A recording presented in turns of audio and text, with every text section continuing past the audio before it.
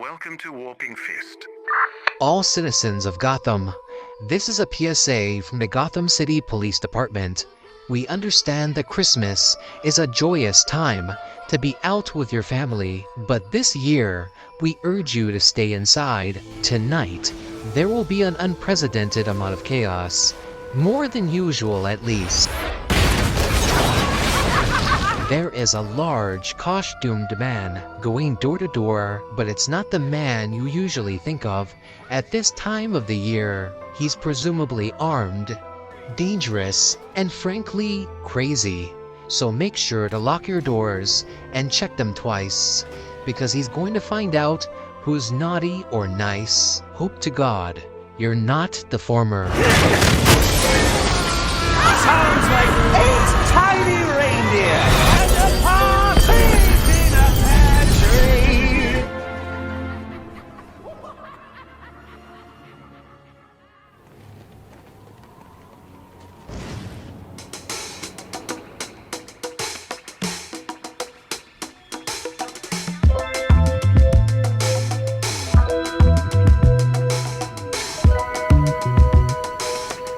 Batman Arkham Origins has seen a resurgence of interest from gamers over the years.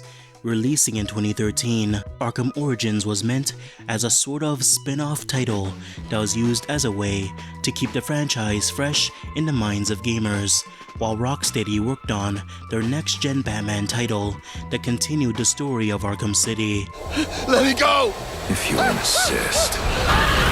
Arkham Origins is often seen as the black sheep of the franchise. Not only was it not developed by Rocksteady, but instead a brand new studio, WB Montreal. But overall, the reviews for Arkham Origins were, let's just say, mixed when compared to the games that came before. WB Montreal was standing on the shoulders of a massive and beloved franchise, so it was inevitable that anything they did would be heavily scrutinized and observed by fans of the series. Because of their limited resources, WB could not possibly make anything ambitious, but at the same time, they had to build upon what Rocksteady had accomplished with Arkham City.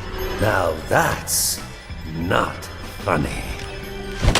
It's a miracle they were able to come up with a product that not only does just enough to be considered a decent Arkham title, but introduced many features that even Rocksteady would borrow from many years later. Arkham quality was often a phrase used by the developers, as they were determined to live up to the standards Rocksteady had created, and every decision they made was made with the intent to not only honor the Arkham series, but also build upon it in creative ways. Oh, you must think you're so clever. So let's take the time to discuss the early development of Batman Arkham Origins and the ways WB Montreal added to the pre-existing formula.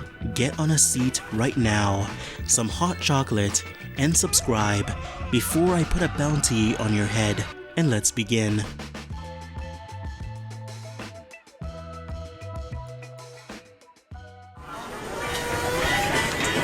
Is it bad?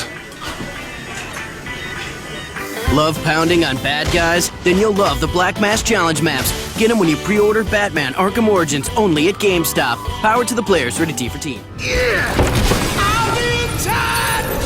Batman Arkham City made its debut on October 18th, 2011, captivating gamers on Xbox 360 and PlayStation 3. A year later, on November 18th of 2012, the game found its way to the Wii U with Arkham City Armored Edition. This version of the game, developed by in-house studio WB Montreal, aimed to offer a similar experience to the base game while introducing many exclusive features, primarily centered around the innovative use of the Wii U gamepad. While the Armored Edition might not have introduced any revolutionary changes that deem it a must-buy for every Batman fan, it certainly offered a fun novelty for those who owned a Wii U. However, this unique contribution to the Arkham formula had a more profound impact. It placed WB Montreal in the spotlight and showcased their ability to creatively expand upon the established franchise. This newfound recognition paved the way for further involvement in the Arkham series, and ultimately the possibility of them developing their own Arkham game in the future.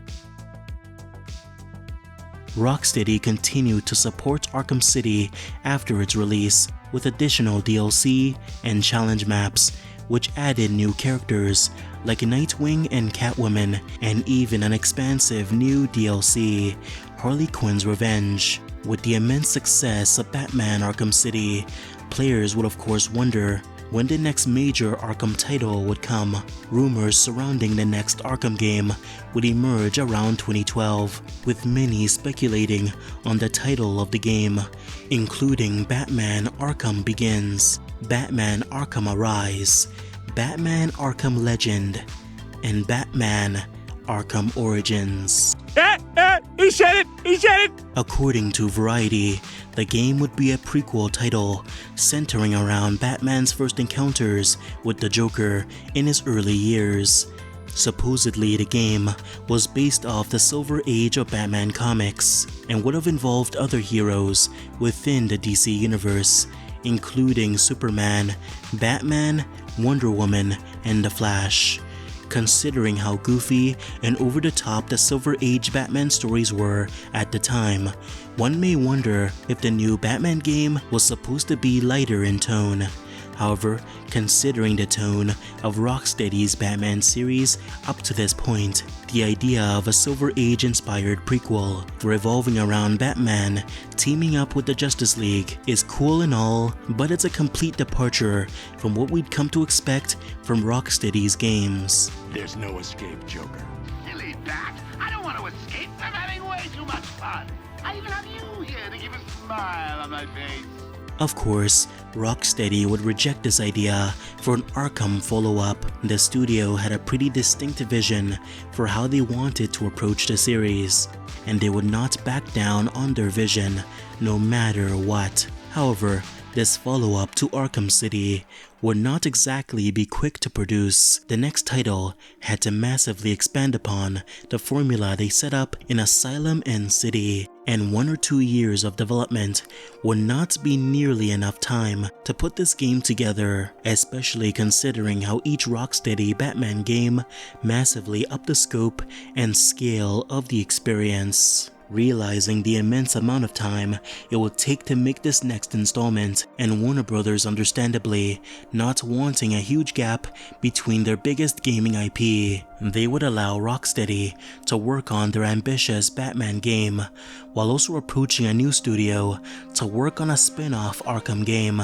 that would be released in between Arkham City and Rocksteady's next-gen game. The studio Warner would approach would be their in-house studio, WB Montreal. Not only did they have experience working within the Arkham formula, but due to their involvement in Arkham City's Armored Edition, ensured that they had what it took to not only craft something familiar, but also introduce enough new mechanics to differentiate the project from Rocksteady's games. With Batman Arkham Origins now entering full development, let's take the time to explore the creation of the game's story, gameplay mechanics, and how each came together to form the unique identity of WB Montreal's unexpected spin-off.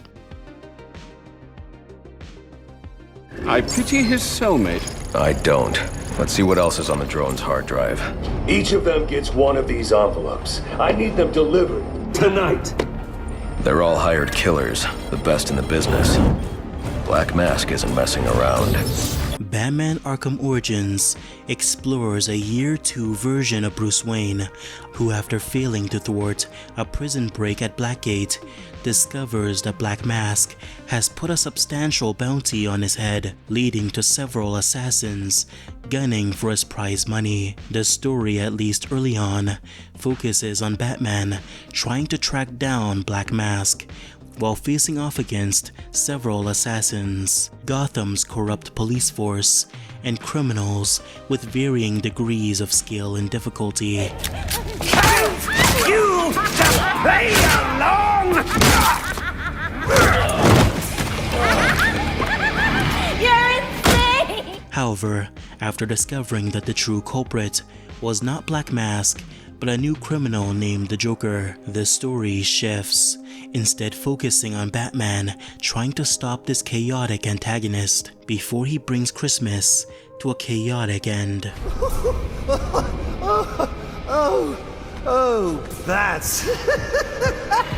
it's so... What a night! The decision to make Arkham Origins a prequel story was a unique choice, but one born out of necessity. You see, WB Montreal had huge respect for what Rocksteady had managed to put together in terms of their overarching narrative. However, at the same time, Montreal wanted to avoid rehashing said narrative or stepping on the toes of what Rocksteady had created. If they made a game set after the events of Asylum or City, then they'd run into many problems, including continuity and abiding by the plot Rocksteady had created. Due to this, it was decided that Arkham Origins would be a prequel story set years before the events of Arkham Asylum. I love the early career space. I love the Legends of the Dark Knight comic series because it makes everything feel very important. If you're at issue 600 of a comic, it's very hard to tell a new story. You know, the challenge for us coming in after Rocksteady is to do something which hasn't been done and do something which isn't a retread and isn't copy-paste of their game. It has to add value, it has to be new. To me, that's the key to that prequel is that invigoration that it adds to things. The story would explore a younger and more violent Batman as he forges new relationships, creates his legend within Gotham City, and learns what it truly takes to become a hero. The act of making the game a prequel story meant that WB Montreal could let Arkham Origins be a way more personal and emotional narrative when compared to Rocksteady's two games, which admittedly have simpler and straightforward stories. No, not maybe, I am. When the mugger or the thief stops to think twice, that is fear. That is what I am. That is why they hired assassins, because I am the reason the criminals breathe easier when the sun rises. So no, Alfred, I am not in over my head. Arkham Origins was written by 3 writers with creative input from Jeff Johns, who is known for writing a lot of seminal DC comics at the time. But his most prominent and important work, at least in regards to Arkham Origins, was the story Batman Earth 1, a comic series that explored an early year Batman trying to cement his legend within Gotham. However, what made this version of the character considerably different from the other iterations at the time was his overt anger in his first years as Batman.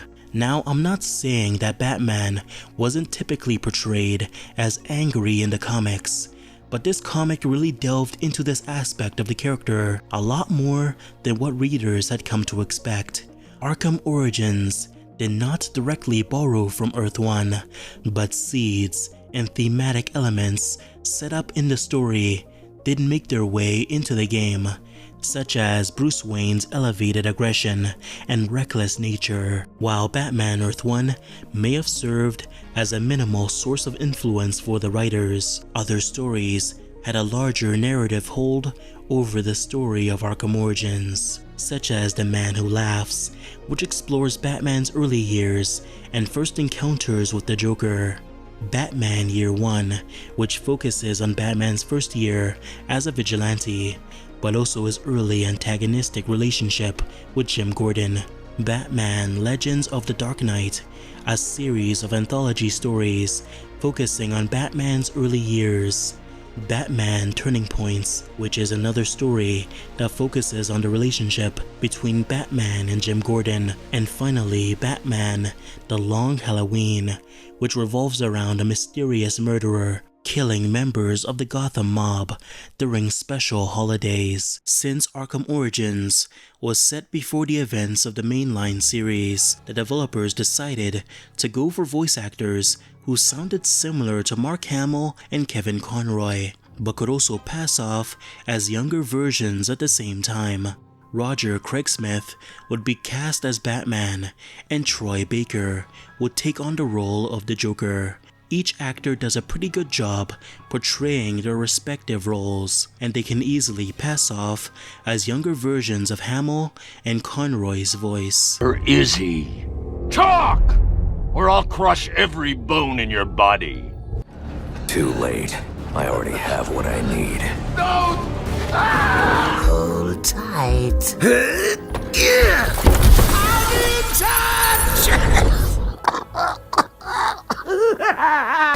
Those were two very, very bad men. Ooh, the things they've done. You really don't want to know.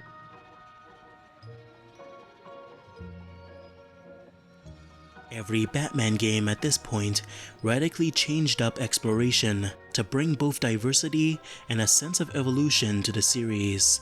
Arkham Asylum started off as a series of interconnected levels where players could explore all of Arkham Island to their heart's content. While its interconnectivity is not as well designed as games like, let's say, Dark Souls, Arkham Asylum's map still offered amazing variety of differing locations, vastly unique aesthetics, and an amazing atmosphere that cements Arkham Asylum as having the best art direction in the entire Arkham series. Batman Arkham City took the design philosophy of Arkham Asylum and expanded it into a large curated map containing different districts with varying architectural designs.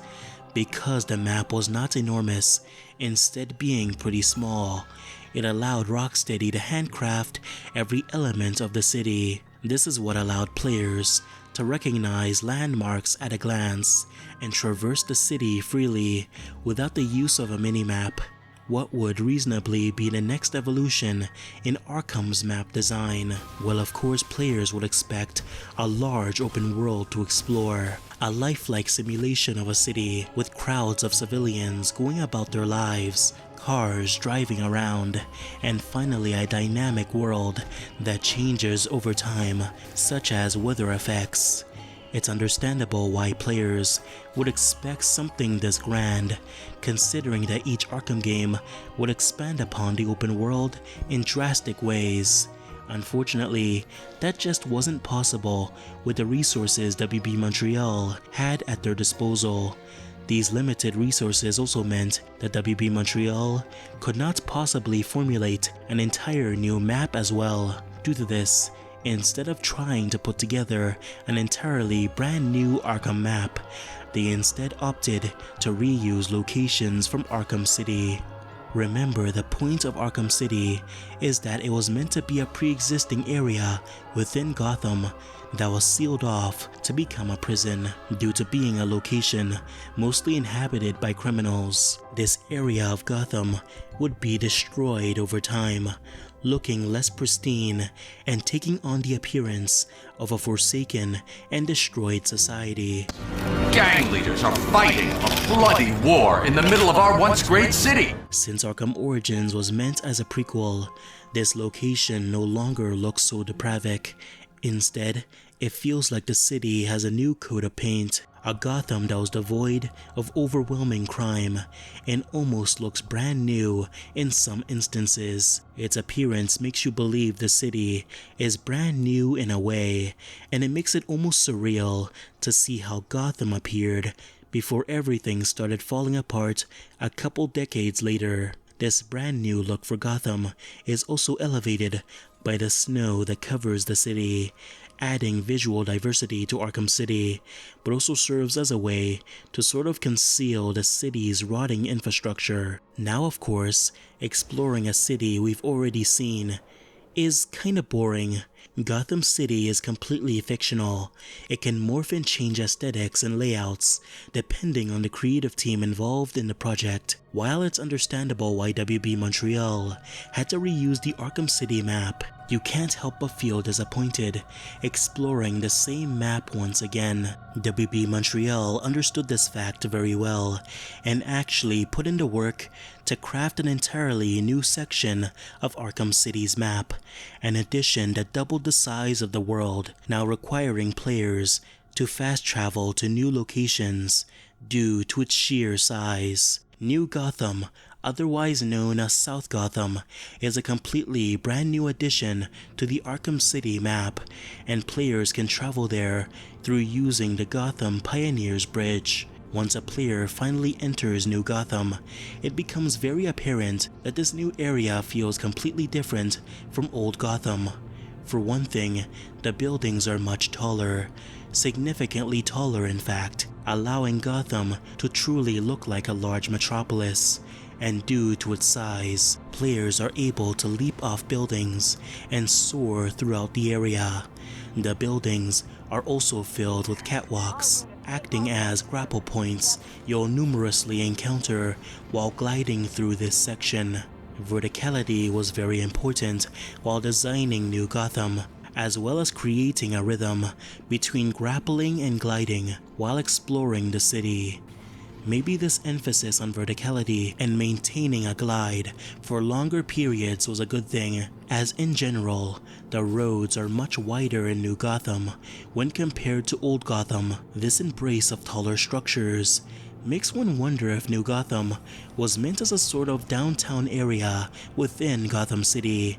I mean, it makes sense, considering that the buildings are much taller, and the buildings look brand new when compared to Old Gotham, which has a slightly more gothic aesthetic. Perhaps that's why the city is labeled New Gotham. And finally, the plethora of large billboards advertising different businesses is pretty heavy indication of what this area was supposed to be. According to artist Meinert Hansen, New Gotham's aesthetic was inspired by Chicago's architecture, but also Soho, New York, a bustling shopping district in New York City, filled with luxury clothing stores, high-end restaurants, and generally expensive businesses. The luxury of New Gotham is shown pretty extensively in the artwork, which demonstrates that New Gotham generally has larger roads, but the buildings also look so much more pristine than we're used to in Old Gotham.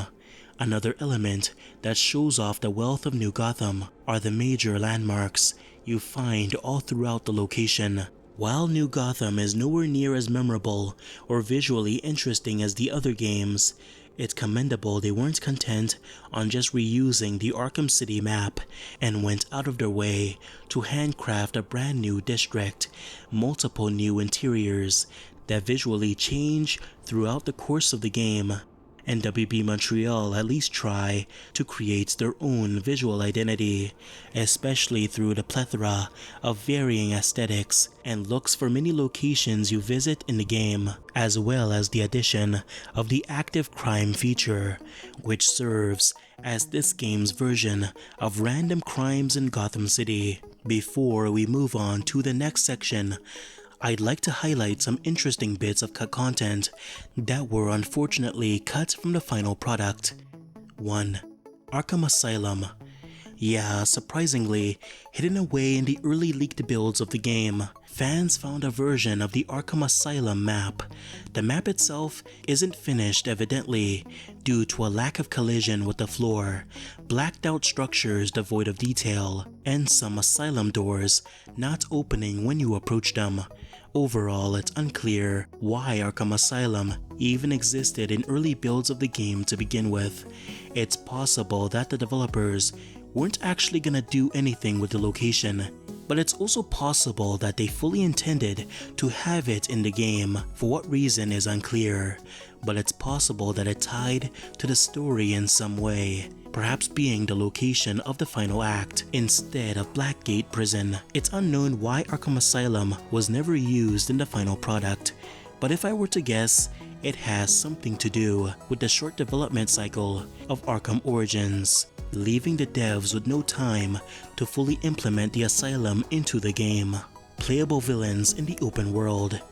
While you can play as villains in Arkham Origins through challenge maps and the multiplayer mode, they weren't really crafted to be playable within the open world itself. However, according to the game director, originally one of the pitches for Arkham Origins featured the ability to traverse the open world as a villain, with large segments of the game seeing you play as a villain for a variety of missions. Since this was only an early pitch, we can assume that they never figured out how this would possibly be implemented.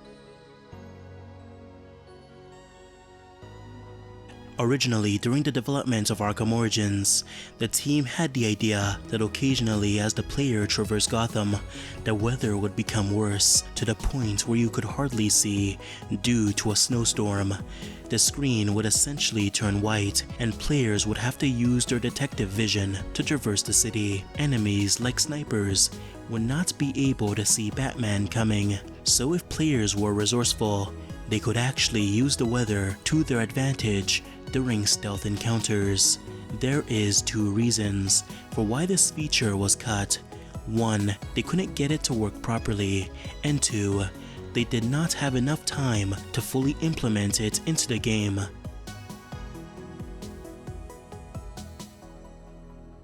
In the E3 2013 showcase of Arkham Origins, there's a point in the demo where we can actually see a train pass by. Now this is interesting because there are no running trains in the final game. There are train tracks, but no train ever passes by. The train was likely cut in the final game due to 1, performance issues, and 2, it's sort of unnecessary to have a running train to begin with.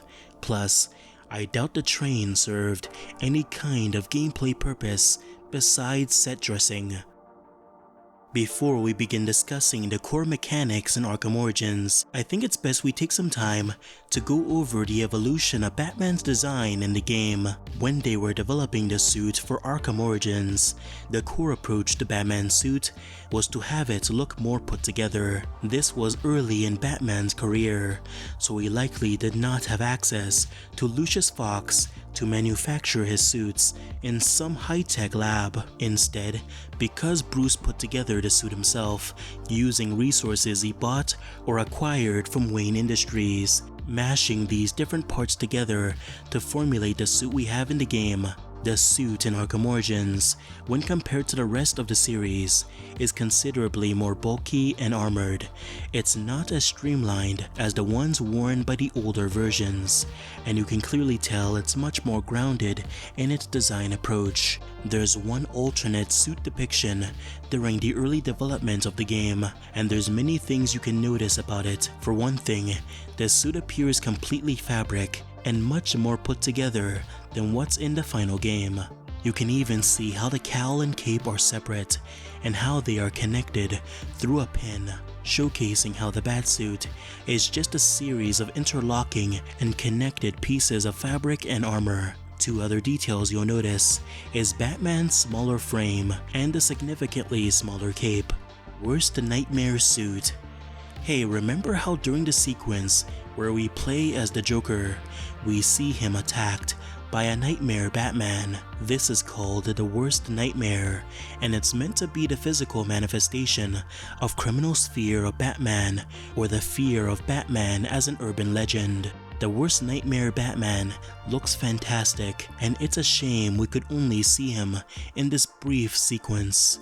Well, apparently early on in the game's development, you could actually wear this suit in the form of an unlockable skin. In order to unlock the skin, players had to 100% the game through completing the main story, all the side missions, finding every collectible, and earning every achievement. The Worst Nightmare skin is by far the best skin in the entire Arkham franchise. Fight me if you disagree. Despite how amazing it looks, it was unfortunately cut from the game due to causing some kind of major issue, which apparently related to the corruption of save data. Despite no longer being in the game officially, the suit still exists in pre-alphas of the game, and some fans have gone out of their way to restore the suit through mods. Main thing we wanted to do with combat, as of combat, is really respect the core of it, really respect the systems, because we felt like if it ain't broken, we're not gonna actually try to fix it. So we kept the core of it, we kept what was there already, and we really went in and did some tweaks here and there and added a few extra key things like the martial artist, which is a new character you need to defeat. So the core combat is still there. The fans are going to be able to see that it's very similar. It'll just a little bit evolved, just pushing the nutshell a little bit. If it ain't broke, then don't fix it. That's the philosophy Warner Bros. Montreal took to heart when it came to Arkham's core mechanics, especially the free flow combat system. They understood how in-depth and detailed the system was, and its ability to allow variation and creativity from the player, and thus they believed changing up the system in any way was unnecessary. So as a result, there's no clear difference or major evolution in the free flow combat system. All the expected hallmarks are there, including countering, combo finishers, special combo moves, and the general flow of the combat that encourages players to keep their combo going for as long as possible. However, there was one major problem with the free flow combat that WB Montreal wanted to address. You see, in the previous Arkham games, I think it's safe to assume that most casual players button mash their ways through the encounters. This is not a bad thing per se, as the free flow combat system allows players to be complex but also quite simple if they want to, as the free flow combat system can mainly be broken down by two simple buttons, punch and counter. The deeper complexity of the mechanic are sort of supplementary to these two basic mechanics. While button mashing your way through the game and occasionally using a combo finisher on special enemy types can get the job done, it's, how do I say this, it's kinda boring. Most people don't play the game this way because they think the combat is bad. No, it's simply because they are unaware of the intricacies of the system. At least, that's what WB Montreal believed, as when they were implementing the free flow combat system into the game, they wanted to address and educate more casual players about just how complex the system could be. They accomplished this through two new additions. One that would encourage players to get better through the grading system, and one that would force players to pay attention to the combat through additional enemy types. Heavily inspired by the grading system from Arkham City's challenge maps, which would grade players on performance after every session, Arkham Origins' grading system works about the same way. They grade you on your variety in combat, such as your use of quickfire gadgets, combo finishers, special combo moves, blade dodges, whether you got hit, your use of critical strikes, and so much more. The grading system in combat is great because it does not make players feel bad for not being more creative. Instead, it encourages you to get better the next time you engage in combat, and it's just a great way to incentivize casuals to improve their skills and really appreciate the depths of the system. Some of the main pillars behind Arkham's combat is that on one hand, it's very accessible. A lot of people can get into the combat system and have fun with it and succeed, but at the same time, it also has incredible depth. There's a lot of ideas that are in there that you can begin to discover and build together and become quite a black belt of fighting in the Arkham games. And so what we wanted to do was to try to give players more access to that depth by trying to train them a little better throughout the game, through giving them feedback at the end of each fight, ramping up the Wayne Tech system a bit to give them more information about how to improve their Batman, as well as giving them opportunities to train in the Batcave. Another way WB Montreal incentivized players to improve their skills in free flow combat was through forcing them. With the addition of 3 new enemy types, there was the martial artist enemy type, who is capable of doing 3 things. They can counter the player's attacks and then quickly attack you right after, requiring the player to counter their attacks instead. Occasionally, when the martial artist attacks you, the player has to counter twice in quick succession in order to avoid their hits. And 3, the martial artists are immune to maneuvers like the combo takedown, so casual players cannot use that as a way to take them out. The martial artist enemies are special because they require the player to actually pay attention to how they counter enemies, breaking them out of their monotonous hit then counter cycle they become so accustomed to, now really having to pay attention to each fight they're in. The Enforcer enemy types are spun off the twins you encounter in Batman Arkham City, and they behave in almost the same way. These Enforcers are dangerous because every one of their hits cannot be countered and must be avoided outright. They also have a tendency to charge at the player, picking them up and inflicting massive amounts of damage. The only way to take them out is through the use of the Ultra Cape Stun, leaving them vulnerable to a beatdown. Sometimes you'll have to take them down twice if they're wearing armor. Enforcers teach the player the importance of situational awareness and building up a high combo meter, as often fighting these Enforcers means you'll inevitably build up a high combo. Another new enemy type in Arkham Origins is the Venom-powered enemies, who cannot be damaged through regular attacks, instead requiring you to use a beatdown or combo finisher to remove their Venom-powered buff, turning them into a regular enemy. Be careful when you're fighting them, however, because they have a tendency to grab the player and allow goons to go ham on Batman. Besides the addition of new enemy types, Arkham Origins also vastly increases the amount of traditional enemies you have to fight. Generally, the crowds are much larger, meaning combat encounters will take a lot longer to get through, which also means that players have much more opportunities to try and improve their skills. Did you know that during the early development of Batman Arkham Origins, the developers actually considered having Batman mess up during combat and exploration? Since this Batman was still in his early years, there were short-lived conversations about having Batman trip, miss his batarangs when he threw them, or maybe even mess up his punches. Obviously, this idea was short-lived, as mechanically, it made no sense. But narrative aside, there's a more important point.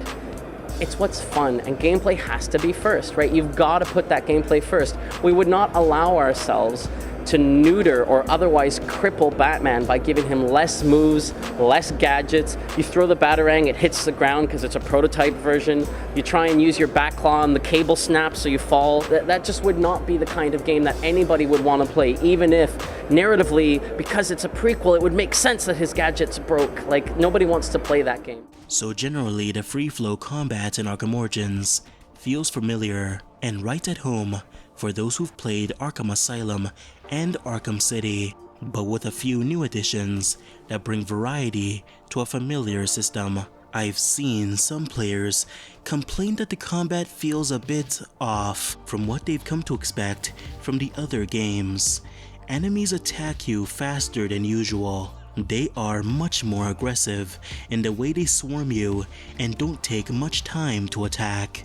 It takes longer for them to go down, and counter timings feel off, leading to players getting hit more often. It's not entirely clear why these changes were made, but the developers probably wanted combat to feel harder to incentivize players to get better through the heightened difficulty and the tighter counter timings. Another reason for this change in the free flow combat has something to do with the most notable addition to the free flow system: the shock gloves, primarily lifted from a similar feature in Batman Arkham City Armored Edition, where players could build up a meter and then gain additional damage for a brief period. The shock gloves behaved in a similar way. Players could build up a meter through engaging in combat. After filling up the meter all the way, they could activate the shock gloves, which immensely increased the damage Batman inflicted during combat. The enemy takes long to take down, well, the shock gloves makes quick work of them. The special enemy types require specific strategies to take out, well, the shock gloves completely ignores their defense and hacks and takes them down immediately. The addition of the shock gloves is likely why enemies were made so much harder to deal with in the game. WB Montreal wants you to use the shock gloves as it's the feature that cements their Arkham game as completely distinct from Rocksteady's titles. Maybe the heightened difficulty also ties narratively to Batman's combat experience. Remember, originally, they had the idea that Batman would mess up during combat, but ditched it early on.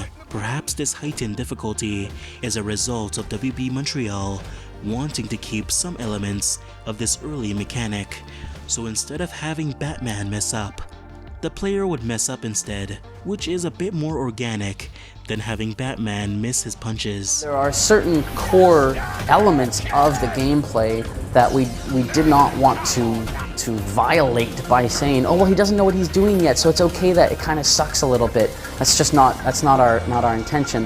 However, making sure that it felt like you were younger and rawer through any other and every supporting means is certainly, our intent. One interesting fact about the shock gloves is that it used to be a selectable gadget within the early pre-alphas, and it behaves similarly to Nightwing's electrical blast from Arkham City. The reason for this is because Nightwing's Excrema sticks were used as a placeholder, since mechanically it's very similar, until the shock gloves were fully developed and implemented into the game. Let's take a brief moment to talk about the stealth in Arkham Origins, because honestly, there's not much to discuss.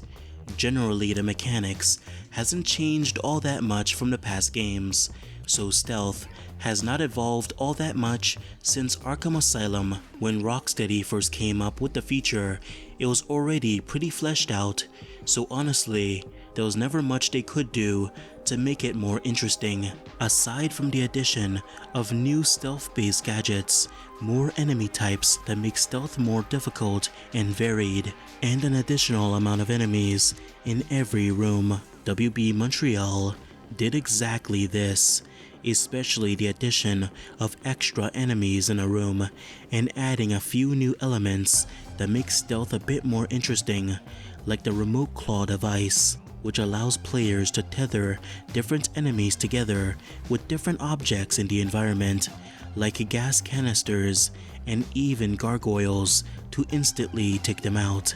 The remote claw device is a great addition to the game. However, honestly, maybe it trivializes some stealth encounters a bit too much from what I've seen. Another addition to the stealth is of course the grading system, which is very similar to the combat grading system, scoring you based on variety and whether or not you were spotted during stealth. One interesting stealth mechanic that was cut from the final product was the addition of a flying drone that hovered around the level and presumably would alert enemies to your location if it spotted you. The drone has been described as a guard drone, so it's possible that it would have been able to attack the player once they were spotted. The drone was cut from the game because players could easily overcome it, and WB Montreal noticed that players used the similar and repetitive tactics to take it down, implying that the drone really wasn't all that much of a threat. If the drone was similar to the one we see a few times in the actual game, it's safe to assume that one batarang would have been enough to take it down. A drone would have spiced up the encounters a bit more, especially if WB Montreal took the time to make the drone harder to take down. The drones do make a return in Batman Arkham Knight, but it's unknown just how similar this was to the one in Batman Arkham Origins. Drone under attack! Save his sorry ass from that evil machine. Can we get some fire over here? The drone's not playing nice. Hey, you ever seen one of these drones act like this? You think it crashed on its own? Drone's got a target. One interesting fact is that in the early pre-alphas for Arkham Origins, the Bane boss fight is completely different, now being a Predator room where Bane attempts to track down Batman. It seems Bane is capable of grabbing Batman off different gargoyles, implying that Bane can adapt to different strategies you typically use during Predator encounters, similar to the Mr. Freeze boss fight in Batman Arkham City. Detective elements in Rocksteady's Arkham games are arguably the worst part of the experience. Arkham Origins completely ditched the old detective system in favor of something more fun, interactive, and visually rewarding. It felt like the players could actively piece together a crime scene using holograms, as Batman attempted to recount a specific event using information presented in each scene.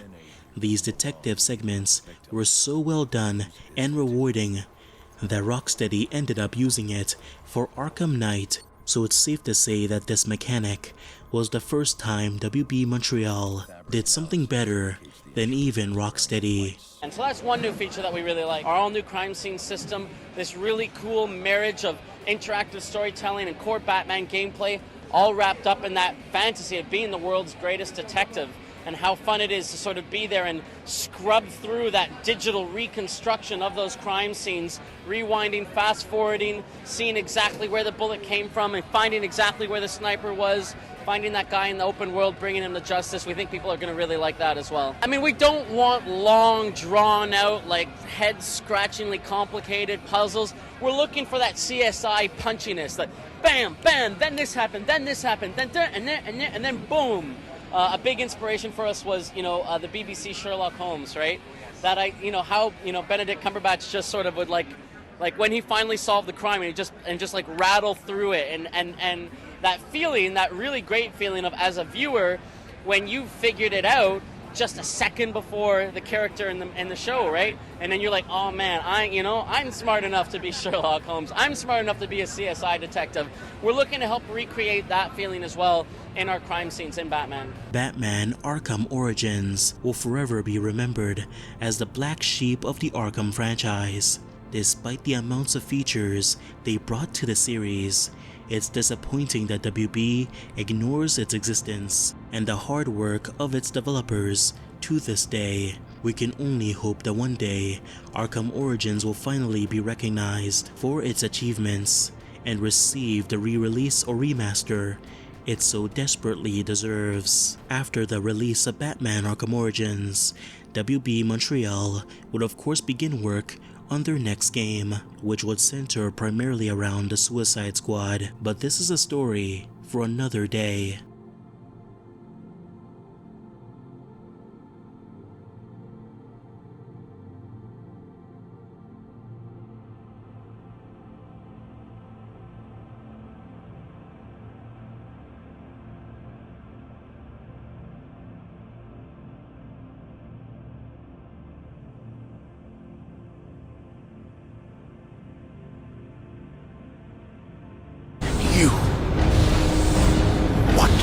Are you? I'm Batman.